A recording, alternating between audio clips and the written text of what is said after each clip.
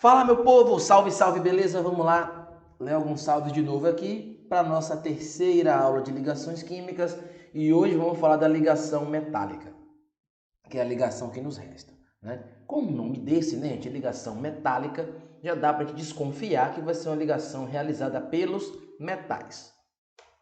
Bom, então ocorre com elementos de baixa energia de ionização ou de elevada eletropositividade.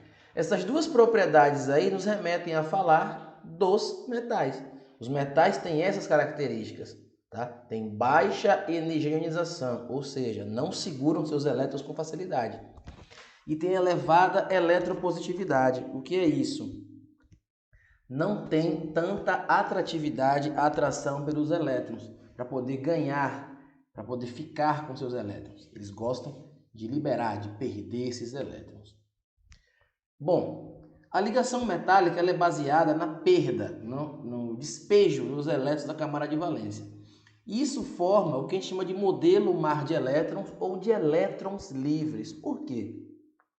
Fica aquele mundo de elétrons livres ali ao redor de todos os núcleos metálicos. Eles não estão mais na camada de valência, eles estão soltos. Os metais dispensam todos essa camada de valência, como já falamos anteriormente aqui. E aí, gente, aqui ocorre a ligação, que é o quê? O núcleo de um átomo é dotado de prótons, além de nêutrons. Mas nêutrons não têm carga, e os prótons têm carga positiva. Fora dos átomos estarão ali os elétrons com suas cargas negativas. E a gente sabe que positivo atrai o negativo.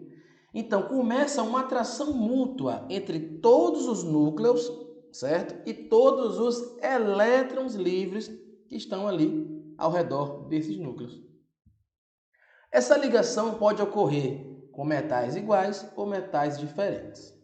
Bom, aqui, pessoal, ó, onde você tem esse sinal positivo, equivale ao núcleo atômico, tá? E essas bolinhas amarelas com sinal negativo seriam os elétrons formando o modelo mar de elétrons, que estão livres aí.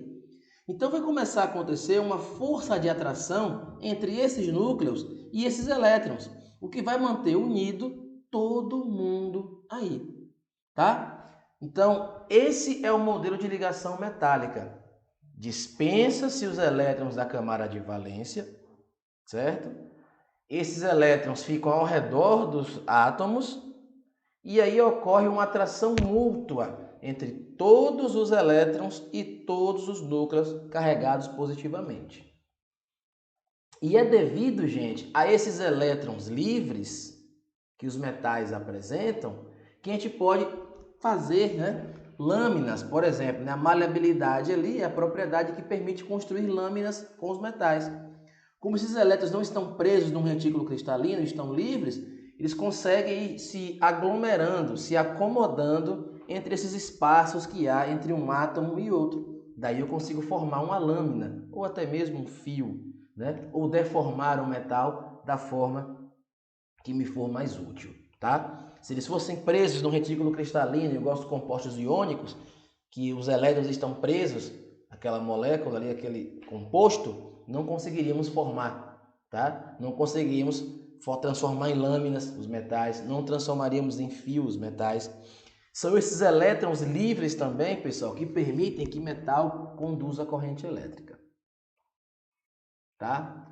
Ligas metálicas. O que é isso, gente? As ligas metálicas é uma mistura entre átomos onde pelo menos um será metal, tá?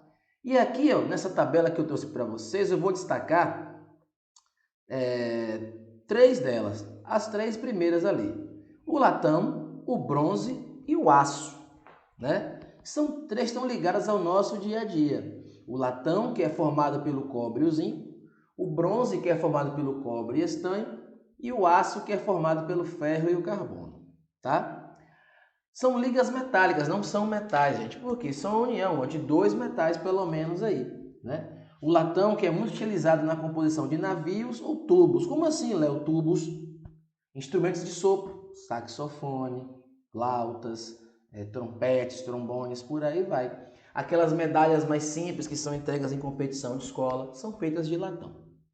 O bronze certo? A gente usa para fazer moedas, sinos, entre outras coisas.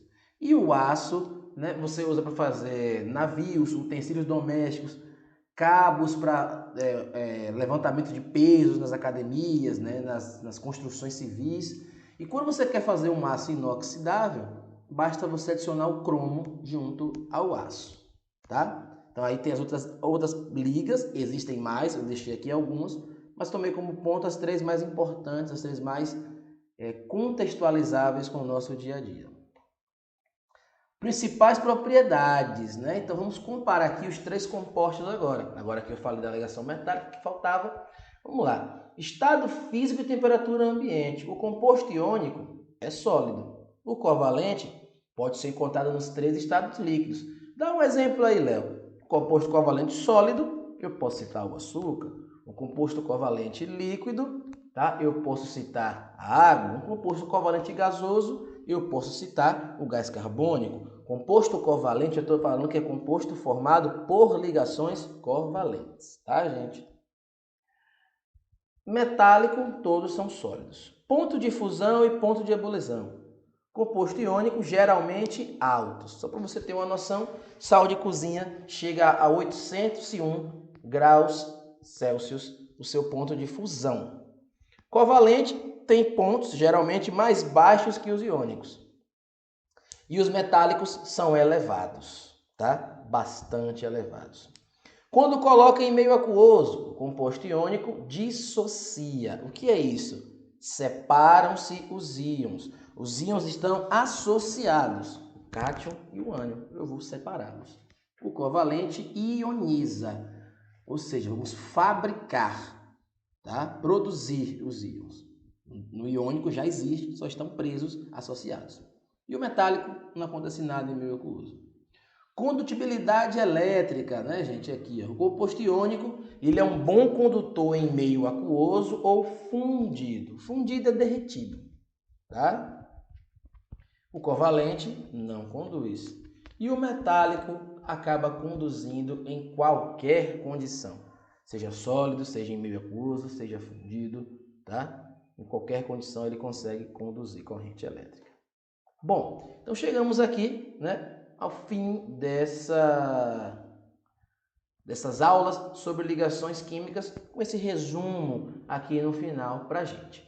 Beleza? Valeu!